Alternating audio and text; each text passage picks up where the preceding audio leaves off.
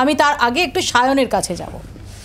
সায়ন, কুণাল ঘোষ যেটা বললেন যে বাংলায় সিপিএমের সঙ্গে জোটের কোনো সম্ভাবনাই নেই, অর্থাৎ বোঝাই যাচ্ছে যে তৃণমূল কংগ্রেস চাইছে না যে এই রাজ্যে যদি জোট হয়, যদি আসন রফা হয়, তাতে সিপিএম অনবোর্ড আসুক, কিন্তু কংগ্রেসকে বার্তা দিচ্ছে। আমরা যদি 2016 পরবর্তী সময় থেকে দেখি তাহলে তো আমরা দেখব যে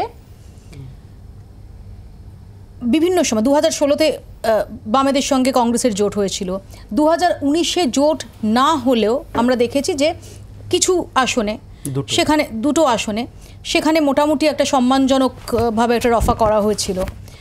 আমরা 2021-এ দেখেছি বিধানসভায়, এবং সেখানে আইএসএফও যোগ দিয়েছিল। এরকম একটা পরিস্থিতিতে কংগ্রেস সত্যি বামেদের হাত ধরবে না, সেটাতে পড়ে আসছি কে কার হাত ধরবে। কিন্তু আমি কাউকে আই লাভ ইউ বললাম না, আর পাশ থেকে একজন বলছে আমি তোমাকে আই লাভ ইউ টু বলবো না। আরে ভাই, তোকে আই লাভ ইউ বলেছে কে?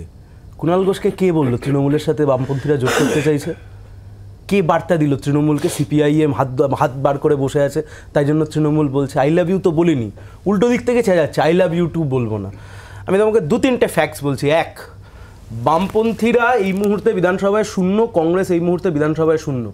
তৃণমূল কংগ্রেস একা নিজের দমে 213, বিজেপি টিজেপি সব নিজের দিকে আবার নিয়ে 220।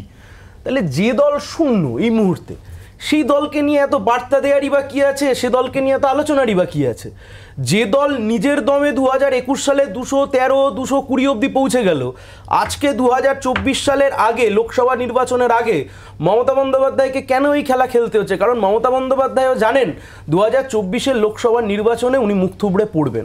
যদি না পড়তো তাহলে না কাউকে বার্তা দিতে হতো, নাহলে এইসব বলতে হতো। আমি তোমাকে 2-3টে কথা বলি। এক, বাইরন বিশ্বাস তো কংগ্রেসের বিধায়ক ছিল।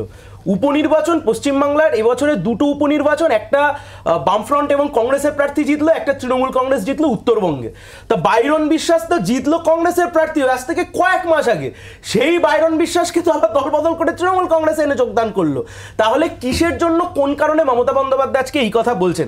আমি তোমাকে যদি খুব স্পেসিফিকভাবে বলি, আজকে শুনছিলাম তুমি মমতা বন্দ্যোপাধ্যায়ের কথা বলছিলে, ওনার কথা দেখাচ্ছিলে যে গোটা দেশে ইন্ডিয়া লড়বে, পশ্চিমবাংলায় জোটের রাজ তৃণমূল কংগ্রেসের হাতে থাকবে। তার মানে পশ্চিমবাংলার ইন্ডিয়ার পরিপ্রেক্ষিতে Mamata Bandyopadhyay is very much ইররেলিভেন্ট।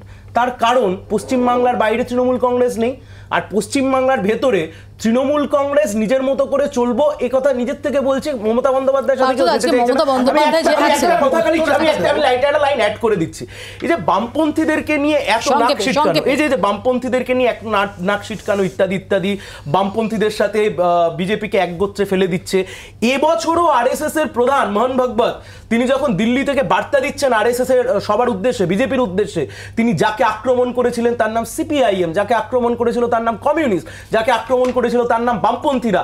Ideological লড়াই লড়ছি আমরা বিজেপির বিরুদ্ধে। আমি পার্থতার কাছে যে আমাদের পশ্চিমবাংলায় কংগ্রেস বা সিপিএম কে আমরা খুব একটা ভাবছি না, কারণ দুটো দলই শূন্য, এবং এবার লোকসভা নির্বাচনে সেই শূন্য থেকে এক হওয়ার সম্ভাবনা দেখি না।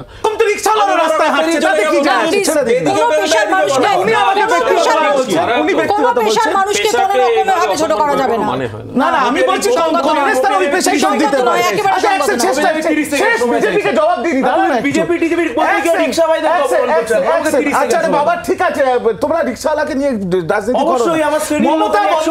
করো। কংগ্রেস কথা হচ্ছে বিজেপির প্রতিনিধি বামেদেরকে গুরুত্ব দিলেন কি না দিলেন তাতে আমাদের খুব একটা কিছু যায় আসে না, কিন্তু যাতে যায় আসে, এই ভোটের রাজনীতির ময়দানে, ব্রিগেডের ময়দানে প্রথম যারা ব্রিগেড ভরানোর ডাক দিয়েছে সিপিআইএম এর যুব সংগঠন।